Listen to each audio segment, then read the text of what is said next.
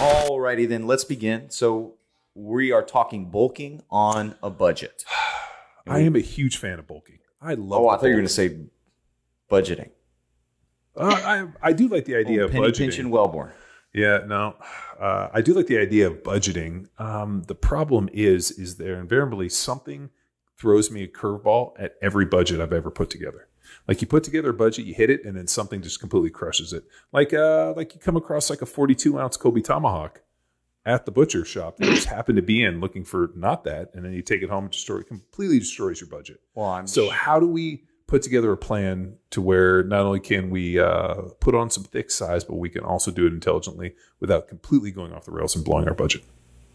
Similar to a nutrition plan, right? I like it. It's a metaphor. Well, we have a specific question from a user. Is this coming from one of your athletes, guys, or somebody reached out to you with this question? It's Rob. It's athletes. Yeah, it's an athlete. All right, so I got it here. I'm going to read it, and then we'll kick it off. Here we go. I'm on the bulking protocol doing Jack Street. I'm trying to put on muscle, and it is a lot of food. It is a lot of food.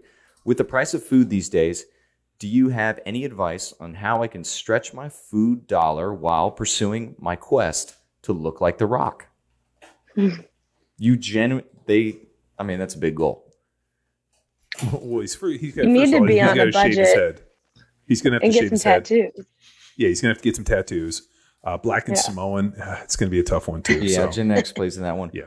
Well, okay. So I'll take this first question, and John, give us a brief on what is Jack Street. So people that are just joining us, what is Jack Street, the specific program that we have for targeting building muscle? Yeah, so Jack Street was created many, many years ago in the crucible of what was old Power Athlete HQ.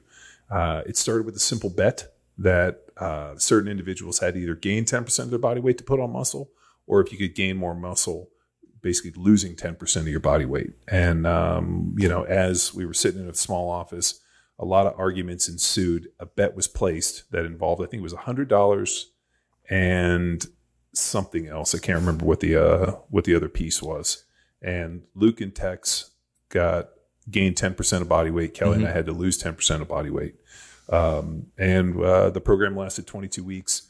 Wrote a very cool version of the Power Athlete program based upon putting on hypertrophy by cycling both intensity and volume, finding some really interesting stuff in terms of like shadow max rep sets and just hitting some classic bodybuilding. The program was so successful that we ended up launching on Train Heroic, and it's become not only one of our most successful programs, but I believe the most successful, biggest program on Train Heroic. So if you're interested in following the number one program on Train Heroic, Jack Street's your one. Yeah, back then I had to put on 10%, cultivating mass that I'd never had before. And the biggest realization that I had is eating basically became more difficult than the training. Yeah. So eating like I had a second job. How much muscle did you put on? 12 pounds of muscle, so 20 total pounds, but 12 of it muscle, 8 where it was, I guess, non-functional tissue mass. I don't know what it was. Well, it was fat. What? Yeah. We call that also fat. more water, because you have to hold on to more water with more muscle. Yeah, I'm going with water. What was interesting, Luke ended up putting on 25 to 30 pounds of body mass and gained absolutely no muscle because we did bod pods. I did DEXAs. So you did a DEXA. Luke, we did bod pods. Luke gained 0 muscle, and actually I lost the 10% and I gained something like 12 pounds of muscle. Yeah. Which still doesn't make a lot of sense to me how I gained muscle and lost weight. Callie actually ended up hitting her goal and she lost weight and gained muscle. Yeah. So it ended up kind of figuring it out that like sometimes bulking is, I think in terms if your goal is trying to put on muscle, there's some interesting ways to skin it. But sometimes people are just skinny and need to be bigger. Yeah. And to handle more weight and just be able to train with more intensity. Yeah, and this is what I wanted to lead to. It doesn't necessarily mean gaining weight alone. It's gaining lean muscle mass, and a big part of that is protein. So bulking on a budget, how much protein do we need a day as on the Power Athlete bulking protocol, and what are some foods that can help get us there the fastest? I will defer to my nutrition ninjas. Yeah. So to gain muscle mass, I'd say anywhere between that 1 to 2 grams per pound of body weight. And the bulking protocol will delineate for you where you need to be based on your lifestyle, whether you have a gut, you see abs, because that's going to also depend the way it calculates your macronutrient split. But yeah, budget wise, and I know Rob did a really awesome spreadsheet of this for the call as well. But chicken thighs are going to be a great source because on the bulking protocol, your protein and fat is going to be higher on the leaning. So you don't have to be stuck with chicken breast and fish, you fortunate folks out there. But chicken thighs, you can do that 80-20 beef, which is cheaper than like the 90-10 or the 93-7. Yogurt, cottage cheese, full fat, everything, eggs, whole eggs. But Rob, what was on your spreadsheet that you came up with specifically for those?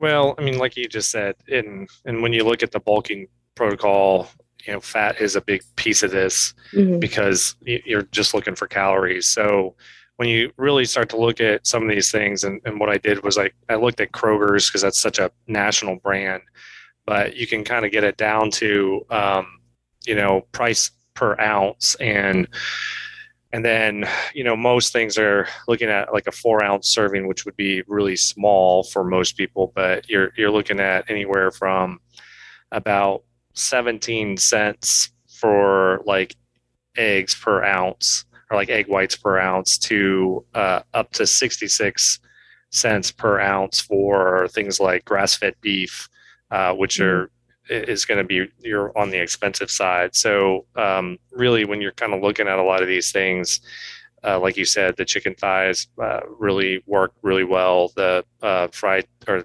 frozen chicken breasts work really well. Tunas and salmon is pretty reasonably priced while still getting pretty bang for your buck protein. So most of these are somewhere between 19 and 24 grams for a 4-ounce serving, which most people on, especially guys on a guy like this wanting to be the Rock, he's going to be a lot more than 4 ounces per serving. So he's looking at getting, 68 to 70 grams per meal. So, really looking at like ground turkey, canned tuna, chicken thighs are going to be some of the best bang for buck as far as budget wise, since we are in a inflationary. Don't say it. I want to double down on the chicken thighs. This is an easy go-to. What? So chicken thighs are a hedge against inflation? I'm going to, on my budget. Yeah. But yeah, no thighs, dude, it's so much cheaper. And then side by side by chicken breast. I always thought you were more of like a butt man. I didn't know you were a thigh guy. I'll take anything, John. Man, don't forget about pork. Speaking of butt, pork shoulder. He loves a pork butt. Bacon. Go pork take it away, shoulder. Sam. Oh no, pork shoulder. We just did one for Father's Day, and of course they always run sales around holidays. But I think it was like $1 a pound. It was some ridiculous deal, and we're like, hey, we're cooking it tonight. Like that is very inexpensive for a lot of protein. Yeah, and then HEB, my grocery store, gives a price per ounce. I don't know if that's a regular thing. Yeah. But aim to take that into the protein section as well. No, and you can always just get like kind of, I refer to them as sloppy roasts, because when you go like in the meat counter, like the one that's like just kind of looks sloppy is usually the best one. And then you cook those in. Actually, we cook them in the pressure cooker. Or the tags that say 25% off, eat or freeze immediately. That's yesterday. The ones I like. And do that. Yeah, you got to do it.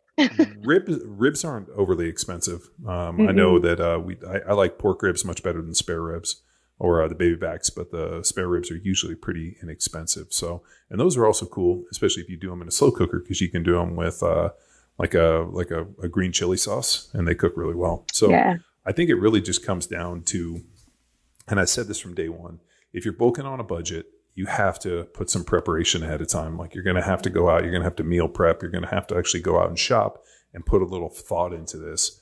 I think that where most people screw their budgets, one is they go to the grocery store hungry, which is my number one thing. Don't ever go to the grocery store hungry.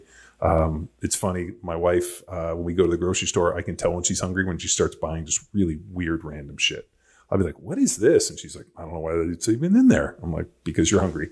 The other one is, I think if you don't put a plan together on how you're going to feed yourself, you end up making last minute terrible decisions. Well, this is the beauty of the bulking protocol, because it essentially is a plan. So we do our offer. I'll go shameless plug right now, 20% off all of our nutrition protocols with code Eat the Week, all caps. All capitals. Yeah, Eat the Week, WEAK on that one. But the importance of having a plan. So Sam or Rob, who can best explain like the value of a protocol? Like, what's the operation? If I log in, what am I looking at to help me prepare and plan? Yeah, the protocols are awesome because you're going to go in, you're going to put your gender, your weight, current weight, and then it's going to ask you, I touched on it a little bit, like, how do you view yourself? Are you fat? And you have like a jiggle. Be honest. Are you like moderate? Yeah, be honest. Because how jiggly are you? How jiggle? Oh, that's like that Instagram reel. That's like whatever. Anyway, my money don't jiggle. Now I want to know what the Instagram reel is. I don't know. It's the audio, and it's like my money don't jiggle jiggle. It folds. We can cut that out. No. We're keeping that in. Keep it in. All That's a keeper. Charles is going to cut the Post Malone. Roll. You know what I'm talking about? Every time I see Charles driving his car, he's just listening to Post Malone. So weird. Posty. I don't know. So back to the protocol. It's going to ask you where you're currently at with your body composition. And then the cool thing is it's going to spit out different ways to break up your meal throughout the day. So you could choose 5 meals in a day. You could choose 3 meals in a day. You can also put in where you're going to work out. So are you going to work out before meal 1 or before meal 2? And so it helps you plan a little bit of carb cycling around your workouts. And so then you can literally look at that spreadsheet and say, cool, I need 5 ounces of protein here, 10 ounces of protein here, 30 grams of carbs, a serving of fat, whatever your meal looks like. And it's just pulling in like, hey, chicken, broccoli, rice, and peanut butter sounds good. Or a fattier cut of ground beef with potatoes and Brussels sprouts sounds good. And you can just plan your meals very simply that way. Yeah, and this helped me on our previous Hammy 90. Hammy. Yeah, print that out and then taking it into the grocery store and then seeing, okay, X amount of chicken thighs. This is $9. I'm going to get 3 meals out of this and take care of that. Yeah. I just got to eat the same meal all day. Whatever. I'm totally fine with that. The other one I do is I go to Costco. I don't know if you guys are big Costco guys, just because, well, you're eating for one person, so it doesn't always make sense. Even though in college, that was how we got big and jacked, was going to Costco. Where you're like, I'm going to eat all 18 of these chicken breasts today. But going to Costco, they usually have some interesting deals. I was there recently, and I feel like Costco forgot the deals. I was like, man, this stuff it's expensive as going to the supermarket these days. But they do on occasion have some good stuff. So if you're looking for bulk, especially if you're trying to feed a family, Costco usually puts you in a pretty good place. Bulking family. Yeah, and you can also do like online shopping. That's what I recommend. That's what we do in my house and for my clients, because you can go in section by section with your plan and pull what you need. So then if you are hungry or you're not thinking right, you're not going to be tempted to walk in the snack aisle or the candy aisle or the chip aisle. But then you can't battle the temptation. Just like White Goodman from Dodgeball. I like going to the supermarket. I know. I like it to go too. I like but I want to give a small win today for me for not going down that aisle. Which aisle? Yeah. All of them. Just take my lap and leave. Yeah, but Tex, I mean, that's where you got to like go and like meet people. It's not like where you meet people at the supermarket. Not in the cookie section. I'll go to the vegetables. Oh, this avocado, just the amount of ripe. Okay. Yeah. Well, seems weird, but I do like the idea of like, I mean, that's pretty sharp being able to go online and select your stuff and then getting it delivered and kind of removing the temptation.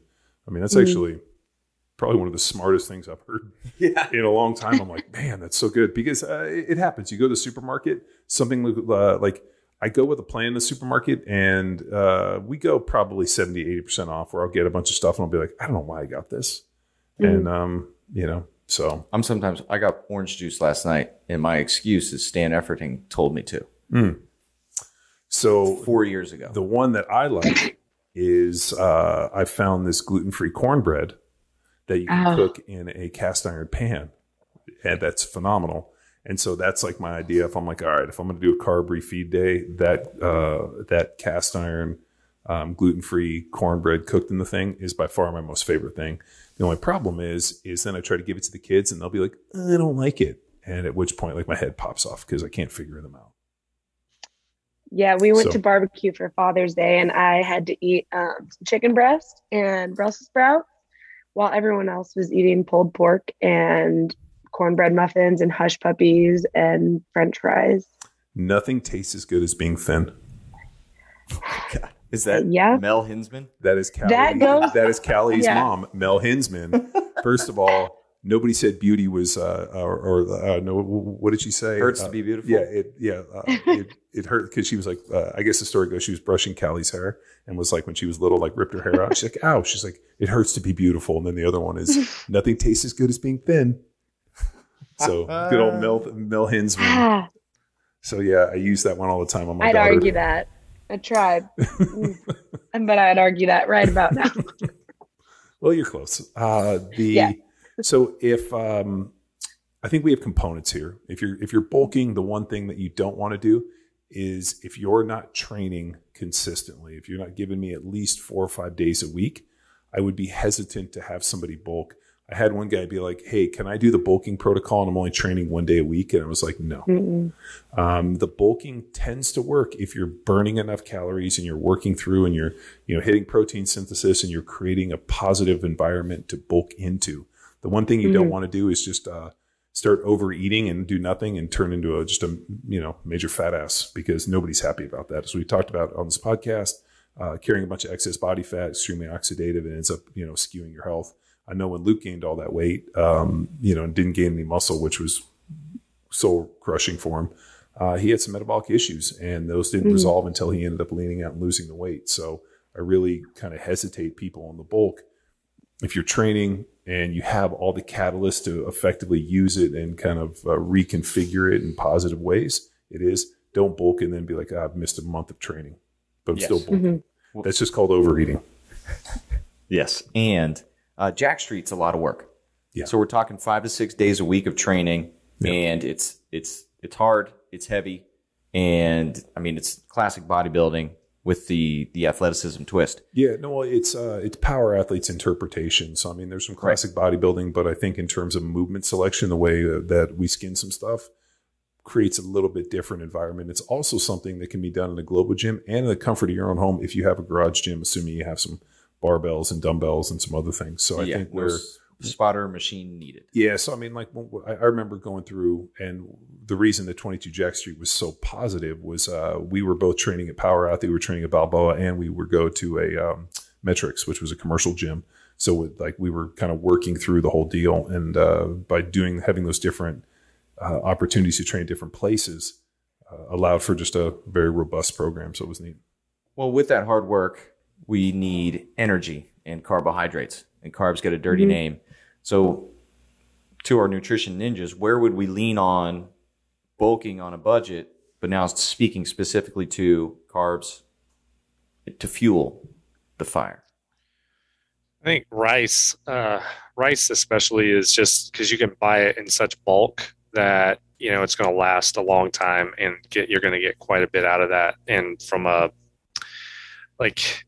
potatoes are great, but they're going to be a little bit more expensive, even if you go frozen wise, because I was looking at one in comparison, even at least with Kroger, that it ends up being about, $1 a serving, I think it was, versus something like 15 cents a serving or something close to that, right? Like a 5 pound bag of Mahatma jasmine rice is like $7.49. So that's like 50, quarter cup servings.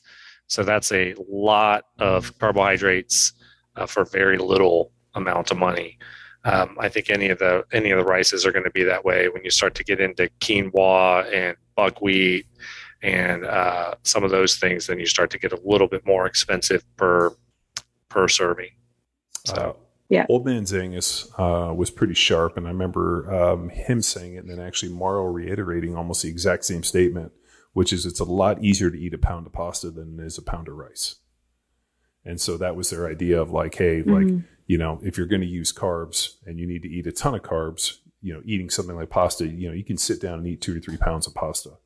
But it's almost impossible to eat a pound of rice. So the idea is like, if you want to, and then, we also run into like, well, what about the rice? You can also steam your rice with like chicken stock, beef stock, vegetable stock if you want to. But like, definitely steaming it in the stock adds a completely different flavor to it. And then you just have to, calculate in those calories. But being smart and being like, hey, if I'm in the bulk or in lean, whatever you're doing, being able to make your carb selection and that, like, not all carbs are the same, and being intelligent in how you attack it. Yeah. And I would say if you are bulking, rice would be more favorable because kind of compared to that pasta analogy, I find potatoes are more filling than rice. So if you're having to hit a higher carbohydrate goal than you're used to, rice will be easier to stomach than potatoes. Also a big fan of oatmeal.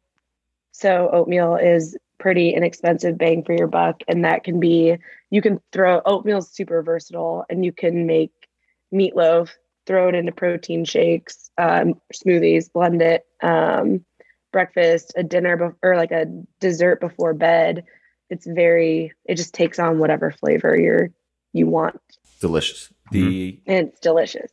Next question. I know this is a problem that Luke experienced bulking, is that he found magic meals just to hit the calories, the protein, the macros, and all that. But he was eating the same thing week in, week out.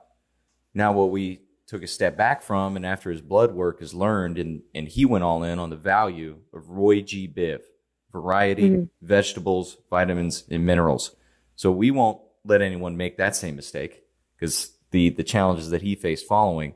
So what's some guidance for hitting what we need to Roy G. Biv on a budget? Eat in season. So now that it's summertime, things like watermelon, berries, summer squashes, zucchini, all of that's going to be a lot more affordable than like Brussels sprouts, which are a cold weather crop. So if you kind of follow the seasons, that can help with cost. Also, the least amount of prep, the more, there's like the words, there's like the pick prep section where you can buy like pre-cut watermelon. That's going to be more expensive than buying the whole melon. Sure, you're getting the rind, but the more work that someone has done on that produce item, the more you're going to pay. That's why, chicken tenderloins and chicken breast, like there's a varying degree of price. So the more whole you can buy a product, the more affordable it's going to be. I think I think that is absolutely correct. But like one of the things that I think are undervalued and are a viable source is frozen vegetables and fruits. I was reading a study recently where they actually looked at that, and kind of over time, the micronutrient value in the frozen held up. And that's likely because of decomposing of the fresh, right? So like over several days, the frozen will stay pretty true to what they were from the beginning because of how they're frozen. And now, of course, that's over long time that will probably change. But in the short term, over the course of a couple weeks, you'll get a lot of bang for your buck out of that and not have any spoilage and things like that. So from a budgetary standpoint and from a micronutrient standpoint, it's actually a pretty viable source to have frozen vegetables, to have that on hand. I'm a big fan of that. talking about seed oils and preparation, I know now cheaper is not necessarily healthier because we're seeing a lot more come out on seed oils and how they're negative for us. So just throwing this out there, if I'm looking for oils and preparation to help me cook all this cheap food, where should I go for the most bang for my buck, but still not fuck up my day? Well, Sam had some really good input on this, in that getting people to actually calculate the amount of oil that they're using when they cook. So I would just, in general, oils, olive oil, coconut oil. Olive oil is going to have a lower smoke point. So if you're cooking something on high heat, I'd go more towards a coconut oil. But olive oil is good for like light sauteing. But yeah, what was it? It was a drizzle turns into a pour really quick with oil. So measuring it out, because that, even if you're bulking, that can be a lot of unwanted calories. I know personally, I eat a lot of peanut butter for my fat sources. But I have now started actually taking the peanut butter jar, putting it on the scale, and then scooping out the 16 grams or one serving that way. Because even using the tablespoon scoop, I was probably scooping 20, 25 grams. Yeah. Well, and it looked full. And I'm like, wow, that's an extra, 50 to 100 calories, which if you're doing that 3 times a day, that's a lot. 3 times a sitting. Yeah. Yeah, no, like just I always more like likely. nut butters are the death of everybody. I mean, they just, I wonder if like that food alone is singly derailed, countless, figure and bodybuilders just being like, I just ate an entire jar of this stuff. Yeah. I find that like, it's kind of like cutting the onion, like they're fine. Like just don't ut the onion. But I also do know, and I think Sam, the way you're kind of looking at it, if like you're eating some fairly lean form of protein, whether it be like, fish or chicken or whatever, you're going to have to make up your fat. And I know that in terms of like the bodybuilding diet, like you're doing, it's a bigger amount of food. So like you can eat like, I'll eat like this 8 ounces of chicken, but I can also have this and this. Whereas if I just ate 8 ounces of red meat, this is all I get. So I think it's kind of like just a higher volume of food. So, there's definitely some approaches in terms of like food selection that allows you to eat more. It's kind of like, like vegetables. Like there's like certain vegetables are more nutrient dense than others. So, I mean, it's just kind of how you want to skin it, and more importantly. But one of my favorite questions on the bulk is like, well, how many vegetables do I need? As much as you can handle. Eat as much vegetables as you want. You need as much fiber as you can. And I remember that was an issue that Luke went through, was not getting enough fiber and then feeling like extremely backed up. And I was like, well, fucking up the fiber, dude. Yeah. And like opposite to what I'm doing right now is if you are like eating in a surplus, things like smoothies, protein shakes, those are going to help you get the volume of food you need, but not feel as full. Because a lot of people, if you're sitting there eating, back to the chicken breast, if you're eating 10 ounces of chicken breast or ground turkey, like it feels like a lot of food. But if you can get that in a patty, or, you back to that oatmeal smoothie, if you do some like whole milk or yogurt with oatmeal, nut butter, or coconut flakes and berries and protein powder, you can drink a lot more and not feel like bloated and gross. So what would you say, okay, so we've gone through pork. We've obviously gone through red meat. We talked about chicken thighs and white. Is there a certain fish that you guys would recommend for the bulk? I mean, is there, I know I'm not a huge fan of like farm raised salmon after I saw the way that it was raised. Not to say that there's a huge difference in it. I just don't like the fact that they have to dye it pink for us. But like what would be like a cheap fish? I remember when I lived in Florida, we used to be able to buy, I think it was called redfish. It was just like a real, delicious. Yeah, it was just basically like a whitefish they catch in Florida. I would never eat tilapia. I'd avoid tilapia. And the only reason I know was when we would scuba dive and skin dive, the tilapia were usually the first fish to show up to eat the trash. So they're kind of a trashy fish. I don't dig on them. But I know the redfish that we'd get in Florida were these big redfish, and it was fairly inexpensive to be able to cook it in a pan. And we would do it with rice and kind of break it up and did it like a million different ways. So I think it depends on what you're looking for. But man, I remember Florida redfish was excellent. So Yeah, and fish is great, but again, that you're going to get more volume, or just the quantity. Once it cooks down, the quantity you're going to be consuming is a lot more than pork or red meat. I've been really enjoying orange roughy. There's a local shop that has orange roughy, and I don't know, it's a sweeter fish, but it's still dense, and that's really good. But it's no fat, so.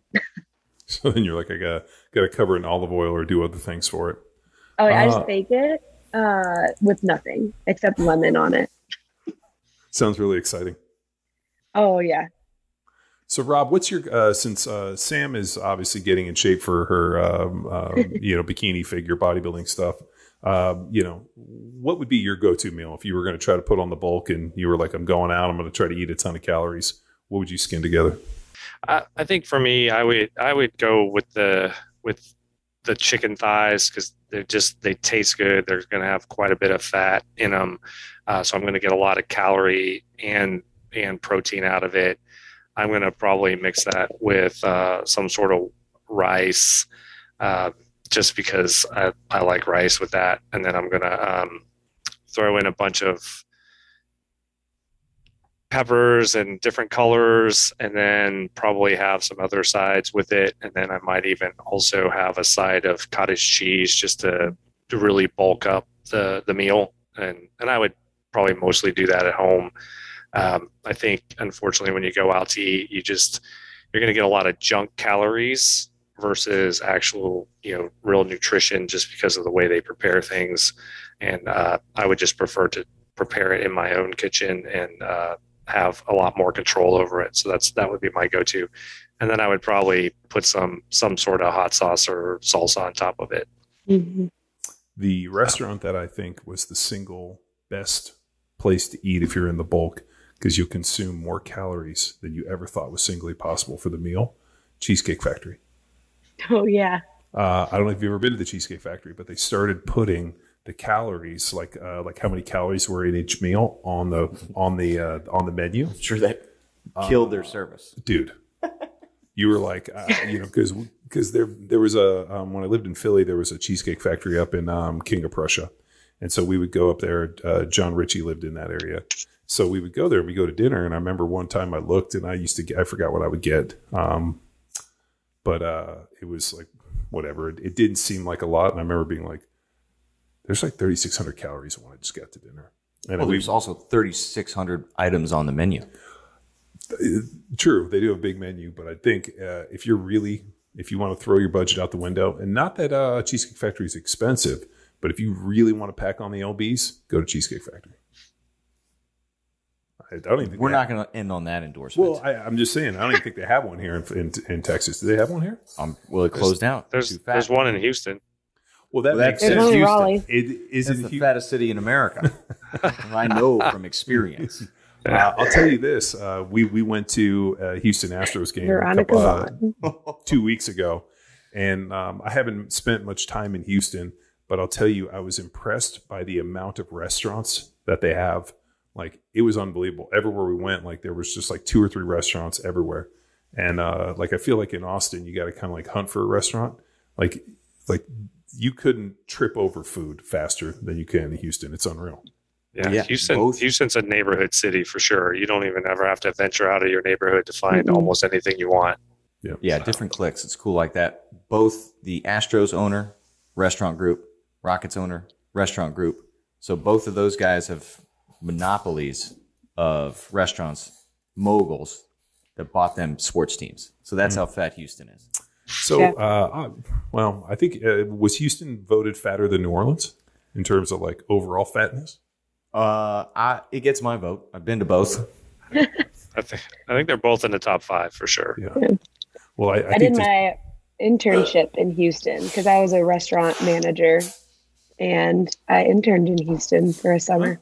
So, what do you think? Papado's Seafood Kitchen. Yeah, that was my sister's first job. Everywhere. Papacitos, Mexican. Papacitos. Oh, that Papacitos was right next door. The original. So good. I've eaten at Papacitos. So whenever we would go play Houston, Jermaine Mayberry was from Texas, and like we always had to go to like, it was either Papacitos or Papa Seafood, and then Papa Brothers Steaks is excellent. It's really good. And I went to school with the family, so it's actually Pappas. But Pappas. They're Greeks. Yeah, they also have a Greek restaurant. They have a Greek one now. Well, yeah, that's because they're Greeks. Nice. Yeah, Mamma Mia, something like that. My dad lives over there. So if we digress. Sorry. If people need help in the bulk, and I think we're experienced bulkers, they can not only reach out, but we also have this bitchin' service for nutrition coaching, where you can have Sam and Rob take you on this wonderful journey of packing on thick slabs of muscle. So if people want to get more information, where are they going to find it? Our email, so nutrition@powerathletehq.com. That goes to me and Rob. If you want to individualize your communication, mine is Samantha Flaherty at powerathletehq.com, and Rob's is Rob Exline. It's the full name. Yep. It is the full name. All right, at powerathletehq.com, and we troll our inbox, once a day. So, yeah, I mean, what? And the opportunity to get 20% off of your bulking protocol that you can print out and take to the grocery store with you with the code Eat the Week, all caps. All caps. Cool. All right, guys. Well, thanks for coming on and discussing the bulk. And hopefully people are listening, excited about the bulk, and then they reach out and hopefully. Yep, easy. powerathletehq.com/nutrition for everything that we talked about, including their contact information. Cool. Yep. All right. That does it for another episode of the Power Athlete Nutrition Ninjas. Bye. Bye. Bye.